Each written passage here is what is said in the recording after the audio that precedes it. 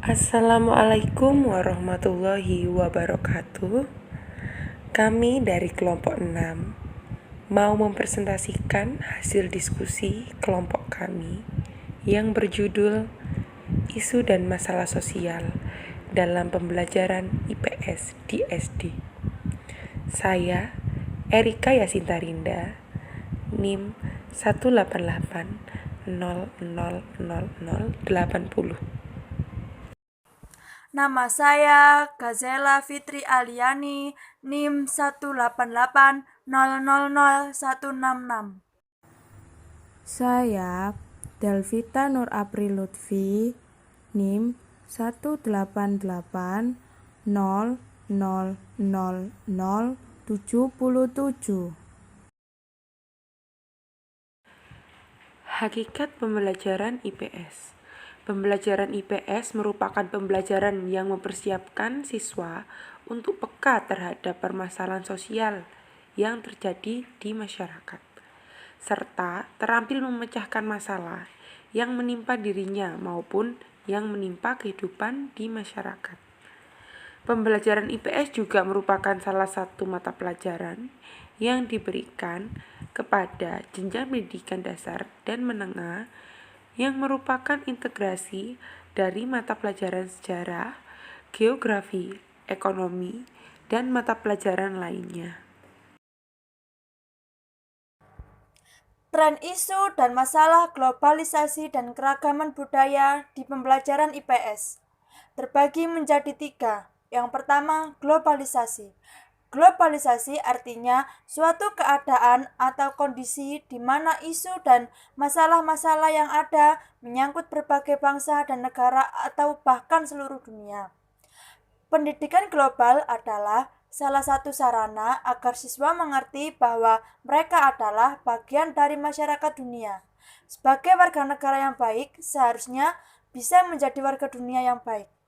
Yang kedua, keragaman budaya. Keanekaragaman budaya dapat diartikan sebagai suatu keadaan di mana suatu masyarakat memiliki lebih dari satu perangkat gagasan, tindakan, dan hasil karya. Dalam masyarakat yang memiliki keanekaragaman budaya, timbul berbagai masalah dan isu. Di antaranya adalah pembauran, prasangka, dan etnosentrisme atau melahirkan superioritas dan inferioritas. Yang ketiga, globalisasi dan keragaman budaya di Indonesia. Media global telah banyak memberikan manfaat bagi Indonesia sekaligus dampak negatifnya, terutama di kalangan generasi muda. Beberapa media surat kabar menyebutkan berbagai hasil penelitian yang menunjukkan adanya keterkaitan antara pola tingkah laku generasi muda, umumnya di perkotaan sebagai masyarakat urban, dengan sajian televisi, baik televisi nasional maupun internasional. Pendidikan global mencoba lebih banyak mengangkat persamaan daripada perbedaan-perbedaan yang dimiliki oleh berbagai bangsa.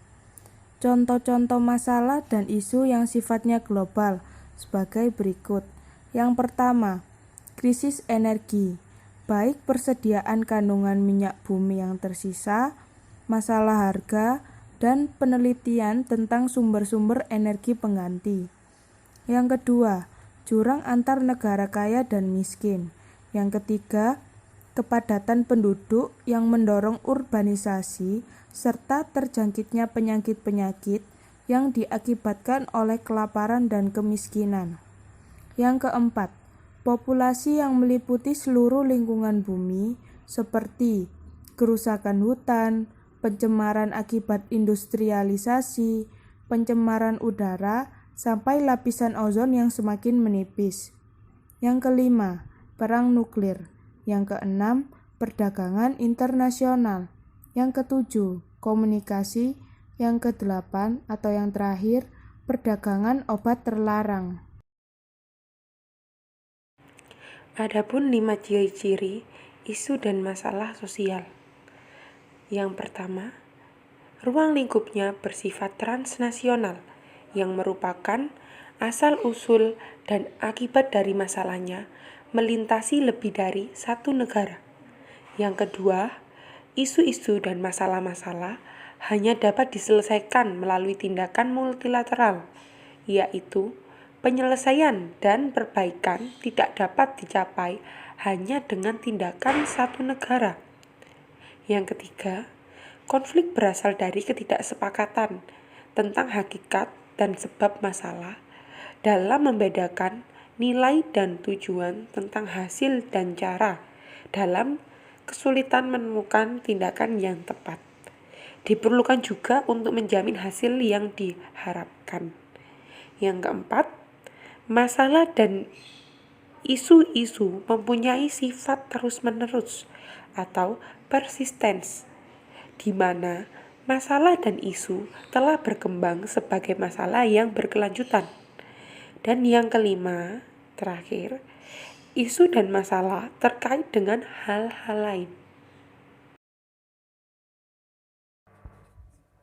Keterikatan pembelajaran IPS dalam era globalisasi dan keragaman budaya. Dari tujuan-tujuan yang telah dirumuskan pengajaran IPS, diharapkan akan lahir generasi muda yang penuh pengertian akan keragaman budaya dan ikut bertanggung jawab dan peduli terhadap masalah dan isu global sesuai dengan tingkat pendidikan dan kematangan jiwa. Dengan pendidikan globalisasi, kita mengetahui bahwa masalah perbedaan berkenaan dengan adanya golongan minoritas dalam budaya mayoritas tidak hanya dihadapi oleh bangsa Indonesia, tetapi juga oleh beberapa negara lain di muka bumi. Dari tujuan-tujuan yang telah dirumuskan, pengajaran IPS diharapkan akan lahir generasi muda yang penuh pengertian akan keragaman budaya dan ikut bertanggung jawab dan peduli terhadap masalah dan isu global sesuai dengan tingkat pendidikan dan kematangan jiwa.